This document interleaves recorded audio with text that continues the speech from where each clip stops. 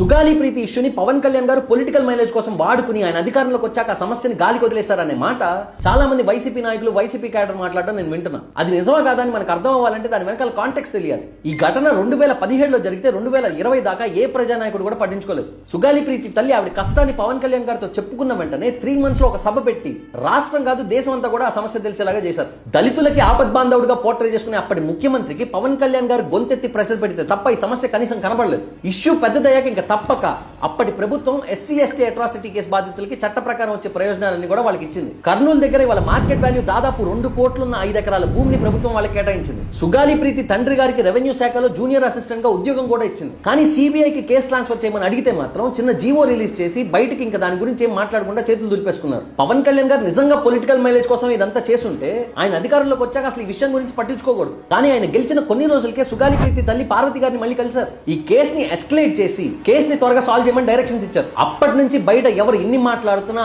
ఆయన పర్సనల్ గానో లేదంటే ఆయన డీసీఎం ఆఫీస్ నుంచి ఎవరో ఒకరు ఈ కేసుని మానిటర్ చేస్తూనే ఉన్నారు. కానీ ఆ ఘటన జరిగి దాదాపు 8-9 సంవత్సరాలు అయిపోవడం వల్ల అక్యూజ్డ్ 17 మంది తాలూకా డిఎన్ఏ అక్కడున్న డిఎన్ఏతో మ్యాచ్ అవ్వట్లేదు. అంటే 7-8 సంవత్సరాల్లో సాక్ష్యాలు తారుమారు చేస్తారు. అందుకని కేసు డిలే అవుతుంది. అలానే ఇప్పుడు పార్వతి గారు చేస్తున్న డిమాండ్స్ ఏంటి? పవన్ కళ్యాణ్ గారిని ఆవిడ కలిసినప్పుడు కేసు ఉండడం వల్ల రాజు నాయక్ గారు ఉద్యోగం ప్రొబేషన్ లో ఉందని చెప్పారు. వెంటనే కళ్యాణ్ గారు రెస్పాండ్ అయ్యి ఆయన మీద ఉన్న పెండింగ్ కేసెస్ అన్ని కూడా సాల్వ్ చేయమని ఆర్డర్స్ ఇస్తే అవి సాల్వ్ చేసి ఆయన జాబ్ ని మళ్ళీ రెగ్యులరైజ్ చేశారు. అలానే సుగాలి ప్రీతి కుటుంబానికి ఇచ్చిన 5 సెంట్ల స్థలంలో ఇంటి నిర్మాణం కోసం అయ్యే 30 లక్షల ఖర్చు కూడా ప్రభుత్వం ఇవ్వాలని డిమాండ్ చేస్తున్నారు. కానీ ప్రభుత్వం పేదల గృహ నిర్మాణానికి ఇచ్చేది కేవలం 2-2.5 లక్షలు మాత్రమే. కోర్టు తీర్పు రాలేదు, పెండింగ్ లో ఉంది. ప్రభుత్వం ఏ నామ్స్ మీద ఇస్తుంది? అలానే వాళ్ళ కుటుంబానికి ప్రతి నెల సామాజిక పెన్షన్ ఇవ్వాలని అడుగుతున్నారు. ఒక పక్క రాజు నాయక్ గారు రెవెన్యూ శాఖలో పనిచేస్తున్నారు అండ్ పార్వతి గారు పిహెచ్సి లో ఉద్యోగం చేస్తున్నారు. సో వాళ్ళు సామాజిక పెన్షన్ కి ఎలిజిబుల్ కాదు. ఈ విషయం కూడా సిస్టమ్ పరిమితులు దాటి డిమాండ్ చేసినట్టే. పవన్ కళ్యాణ్ గారు ఎంత చేయగలరో అంత చేశారు, ఎంత చేయగలుగుతారో అంత చేస్తారు. ఆయన స్థాయిని మించి ఆయన పరిమితిని మించి మీరు డిమాండ్ చేస్తే ఆయన మాత్రం ఏం చేయగలరు? మీరు కేసు ఇన్వెస్టిగేషన్ ఎందుకు లేట్ అవుతుందని క్వశ్చన్ చేయండి, కాదనట్లేదు. కానీ ఇంత చేశాక కూడా పవన్ కళ్యాణ్ గారు చిత్తశుద్ధిని మీరు శంకించడం అనేది కొంచెం బాధేస్తుంది. ఆయన కనుక నిజంగా మిమ్మల్ని టార్గెట్ చేసినట్లయితే ఎందుకమ్మా రాజు నాయక్ గారి కేసుని సాల్వ్ చేయమని డైరెక్ట్ గా ఆర్డర్స్ ఇస్తారు? ఇవాళ జగన్మోహన్ రెడ్డి గారిని మీరు అప్పుడు క్వశ్చన్ చేసినప్పుడు